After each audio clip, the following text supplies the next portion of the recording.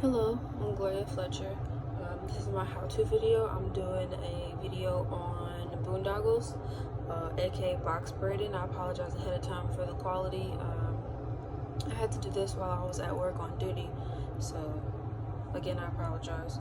So the first thing you want to do is you want to cut two different colored strings, right? So I chose blue and green. You're going to cut them and you're going to make sure they are at least arm's length, right? I don't know if you can see this. And then you want to make sure that they are even. So this is how to tell if they're even. I have all the ends about as even as I can get them, and then I pull them. And if it doesn't come tight like this, that means it's not even and you have to cut off the excess. So the next thing you're gonna do is, once you figure out if they're even or not, right? Figure out if they're even, you're gonna take your finger, make sure that they're even, right? You're gonna take your finger down here at the bottom and then you're gonna let these go.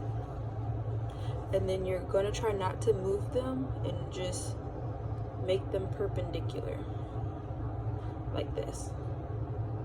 Make sure that they're perpendicular with one another, okay? And you're gonna hold your index finger at the bottom and then your thumb at the top. So the way I have it is my green is on the bottom and my blue is on the top, okay?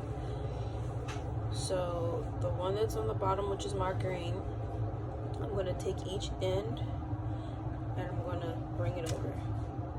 Now I have to hold it with this hand, and then I'm gonna do the same thing to the opposite side. Take it and bring it over towards me. So this is what it should look like.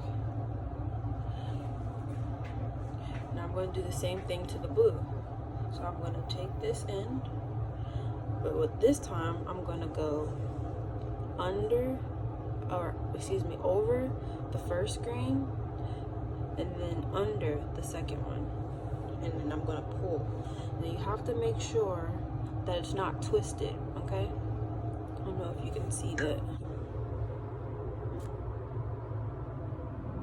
Okay, now I'm going to do the same thing to the other side. I'm going to take the blue and I'm going to go over and under, and then I'm going to pull. Again, make sure that nothing is twisted, and it should kind of look like a tic-tac-toe, right? So this is what it should look like. Alright. And then what I'm going to do next is I'm going to take all 4 strings and you're going to pull. But try not to pull one side more than you're pulling any other, because if you do, it won't come out right. It'll untie kind of. So then you just pull.